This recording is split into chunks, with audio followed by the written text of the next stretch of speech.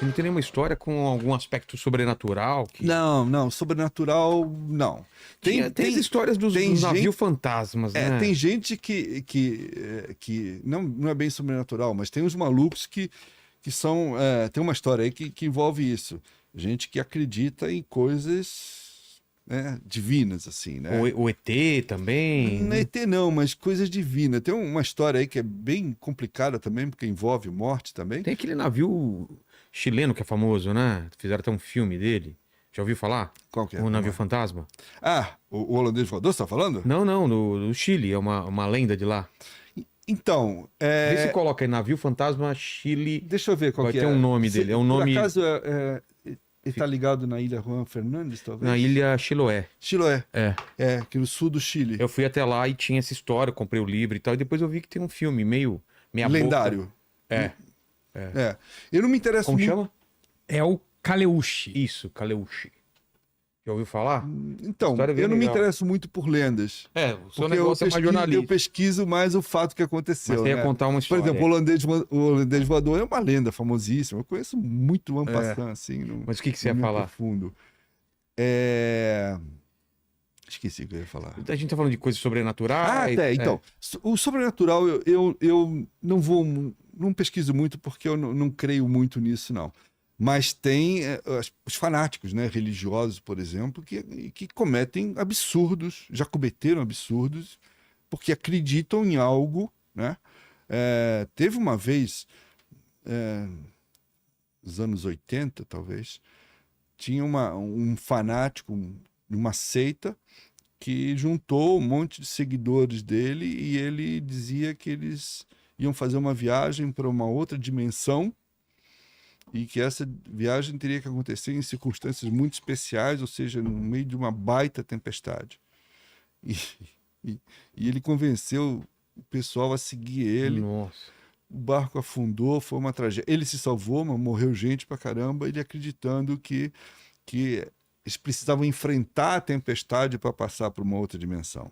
Tem um outro caso que eu conto nesse livro aqui, de um outro cara que era adventista, e ele acreditava cegamente que tudo era determinado, tudo era regido por Deus, né? Então, que ninguém precisava fazer nada porque Deus saberia conduzir o barco, no caso, né? Ele saiu com ele, a irmã e o cunhado para fazer uma viagem no barco. Eles iam para Costa Rica e totalmente despreparados, não tinha nem comida, né, suficiente para tudo isso. E ele falava, não se preocupe, Deus vai cuidar, Deus vai cuidar, Deus vai cuidar. Bom, ela morreu, ele acabou morrendo no final, só quem sobreviveu foi o cunhado, mas o cunhado passou, se não me engano, 3 ou 4 meses à deriva no mar. Depois que todo mundo morreu, só ficou ele no barco, não tinha água, não tinha comida. Sobreviveu, traumatizado, claro, totalmente. Porque o capitão, no caso, que era o cara que era o seguidor fanático da religião, dizia, não, eu não preciso fazer nada, Deus vai cuidar do barco. Então, assim, eu não preciso tomar nenhum zelo, nenhum cuidado, porque Deus está cuidando disso. Deu no que deu. Então, assim, sobrenatural não tem, mas tem esses esotéricos, sim, digamos assim, né?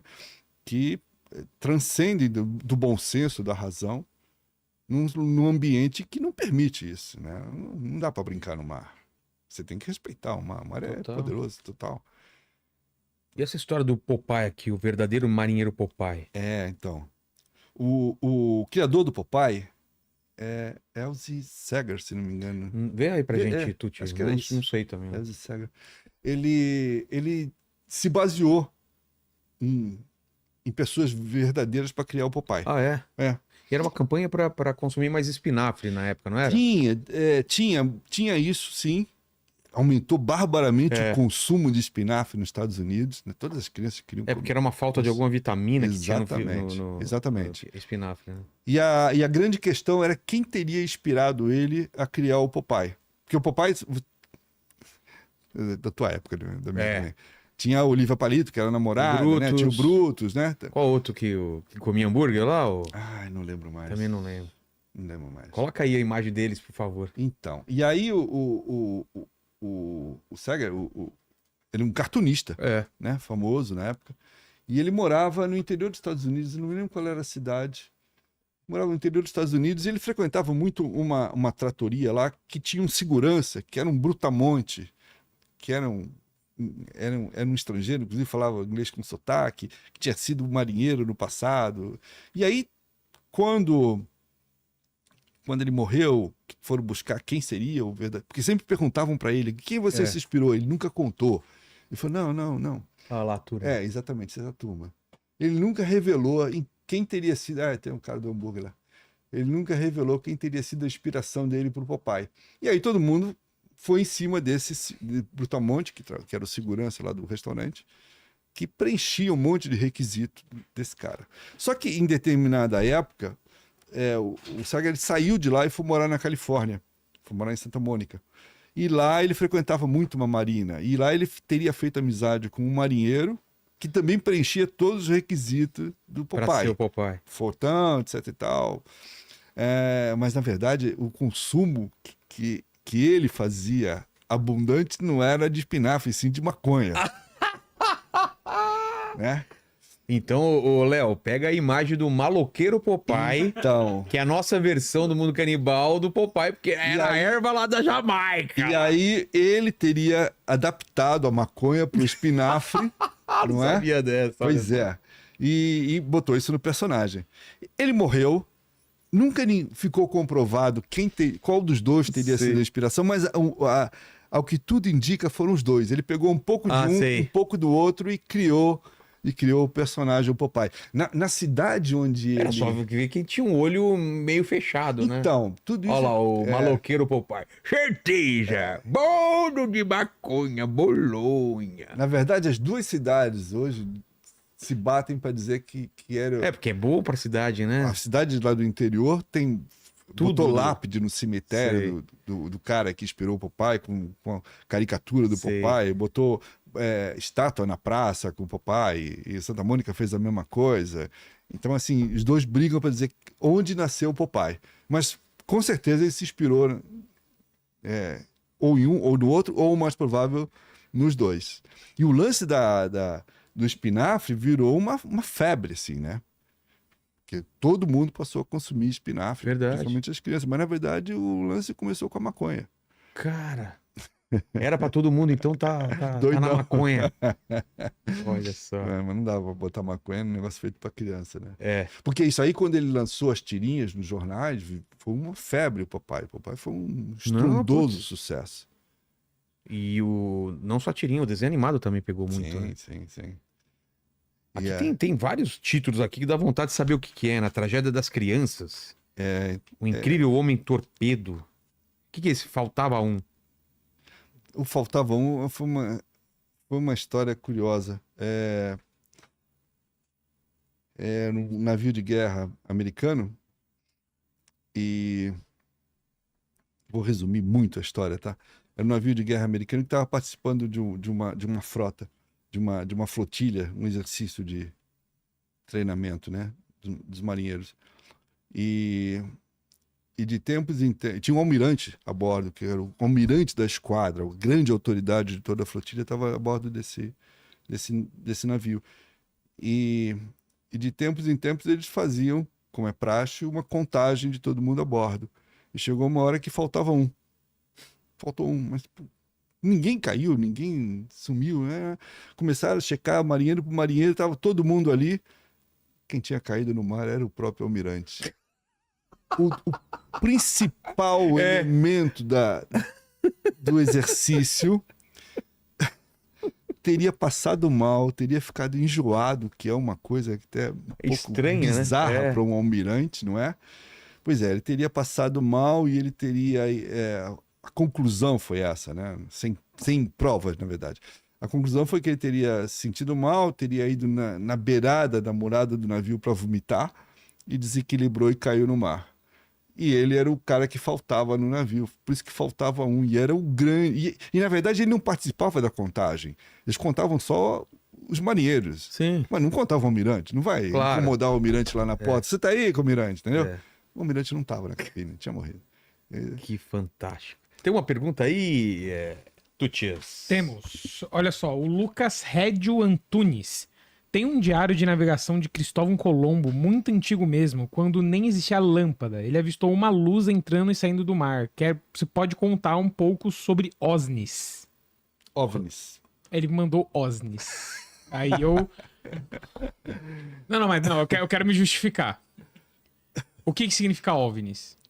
Objeto voador não identificado. Às vezes OSNIs é objeto sonhador. É objeto Sonic. navio Submarino. Subaquático. Eu pensei que pode Faz ser algo, sentido. por isso que eu não corrigi. Sabia que tem mais aviões no fundo do mar do que submarinos no céu, né? É sério? Caramba, cara. Isso é verdade. É verdade. Isso Você é uma fez coisa pensar. profunda, Pra inclusive. dispensar, cara. Tô pensando agora. É uma coisa profunda. Então, cara, como já falei, Não tem muito esse... eu não acredito. Não? Agora, não Eu só acredito. vendo também. Agora, com relação ao relato, nós estamos falando do século XVI, né? Século XV, século XVI. Tinha pouquíssima informação, né? Então, qualquer coisa ali era inexplicável. Uma luz, um cometa no mar virava Ou assombração, ou ET, qualquer coisa. Depende da época, um né? ser marinho maior, avantajado, virava um monstro, não é? Então, naquela época era perfeitamente compreensível, né? Mas eu particularmente não acredito. Se bem que Tem relatos, né? De avistamento muitos. e tal. Eu conheço alguns amigos que trabalham com aviação que garantem que eles veem umas luzes estranhas de vez em quando que não conseguem muito bem entender o que são, né? E essa ousadia de um narco submarino. Então, isso aí, Mano, isso aí foi o seguinte, né? No auge do Pablo Escobar, ele precisava abastecer cada vez mais o mercado americano com a cocaína, né? E os aviões eram facilmente detectados pela DEA, né? O Departamento Americano Antidrogas, né? Então ele perdia muito avião, perdia muita droga. Aí ele falou, então vou começar a levar pelo mar, né? Mas não vou levar para o barco, porque barco é tão fácil de capturar quanto um avião, detectar. Então ele começou a construir submarino. O cartel de Medellín começou a construir submarinos caseiros para levar droga praticamente debaixo d'água. Não chegava a ser submarino, porque na verdade eles navegavam na superfície, mas da superfície para baixo. Então quando você olhava no nível da água, você não via um barco, porque estava dali para baixo. Mas ele ia escondido, né? E fez vários. Eram adaptações, eles pegavam um barco a motor, botavam um motor lá de diesel, cortava o casco, fechava tudo, enfiava 2 ou 3 coitados lá dentro, nossa. claustrofobicamente fechados Presos, né? ali dentro, né? Para levar a droga. E em determinado momento ele resolveu ampliar o negócio e levar não só para os Estados Unidos, que da Colômbia para os Estados Unidos uma travessia relativamente curta, mas ele queria abastecer o mercado europeu. Então ele teria que construir submarinos que atravessassem o Atlântico. Olha isso. Difícil, hein? Ousado pra caramba. E aí ele contratou engenheiros, russos principalmente, para começar a construir submarinos para levar droga da América do Por Sul, baixo d'água. muito do Brasil, especialmente do Brasil, para a Europa. E essa história que eu narro aí, na verdade eu explico um pouquinho essa questão do como surgiram os narcos submarinos, né? Foi por essa necessidade dos traficantes de exportar a droga, com uma viagem que foi a primeira grande viagem, ao que tudo indica, porque a gente pode ser que tenha chegado outros lá bem sucedido, a gente não ficou sabendo, né? Uma grande ousadia que eles fizeram. Eles contrataram um capitão espanhol com 2 tripulantes equatorianos, 3 caras, enfiaram dentro do submarino desses caseiros que foi construído aqui no Brasil, lá na Amazônia, né? E para esses caras atravessarem o Atlântico, os caras atravessaram o Atlântico, mas eles tiveram um problema no submarino quando estavam chegando no Cabo Verde, e aí eles receberam instruções de seguir para a costa de Portugal. Chegaram em Portugal, falaram, não para aqui que a polícia vai pegar, segue para a Espanha, e eles foram até a costa espanhola, isso depois de 50 e tantos dias, mais até talvez, não me recordo a quantidade, mas assim, em condições absolutamente deploráveis ali dentro, porque imagina que eles estavam dentro de um cilindro fechado, né? Eles tinham uma captura de ar exterior por uma janelinha para fora, porque a embarcação tinha que ficar o tempo todo submersa para não ser detectada, para não ser vista, né? Então eles abriram de tempos em tempos a janelinha para ventilar um pouco, mas eles estavam dentro de uma embarcação abarrotada de cocaína, então sobrava quase nenhum espaço para os caras ali dentro, eles ficavam o tempo todo de cócoras ou dormindo em posição fetal, porque era o único espaço que tinha, em revezamento, né? E com o motor diesel ali dentro, quer dizer, era quente, fumacento, porque já era fumaça dentro do submarino. E chegou uma hora que eles não aguentaram mais. Quando eles chegaram na costa da Espanha, o capitão resolveu afundar o submarino e cair fora. Parou numa baía lá, abriu os negócios, afundou o submarino para tentar esconder e fugiu para terra firme. Todos os 3 acabaram presos pela polícia, porque eles estavam sendo, na verdade, monitorados, mas a polícia não sabia exatamente como eles estavam fazendo a travessia, só descobriu quando descobriu o submarino lá no fundo.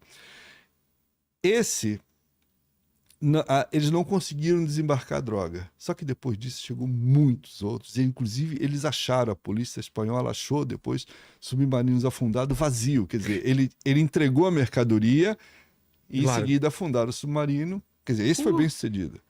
Então, os narcos submarinos, que na verdade, até hoje, tá? Será que até hoje tem? Não duvido, né? Porque é uma forma... cada vez mais sofisticados, né? Esse aí foi um dos pioneiros, né? Muito precário, né?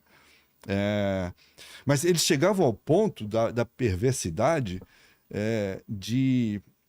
para impedir que a tripulação, 2 ou 3 caras que estavam ali, roubasse a droga, o cartel lacrava o submarino, fechava, trancava. Só seria aberto lá. Exatamente. Nossa, cara. Então trancava os caras lá dentro e eles só iam sair quando chegasse do outro lado e alguém abrisse. Eles não tinham como sair dali de dentro. Parar em algum lugar antes. Com certeza, alguns deles morreram, porque esse submarino pode ter afundado, claro. né? Cara, eram trancados. Não podia nem abrir a portinhola para cair fora.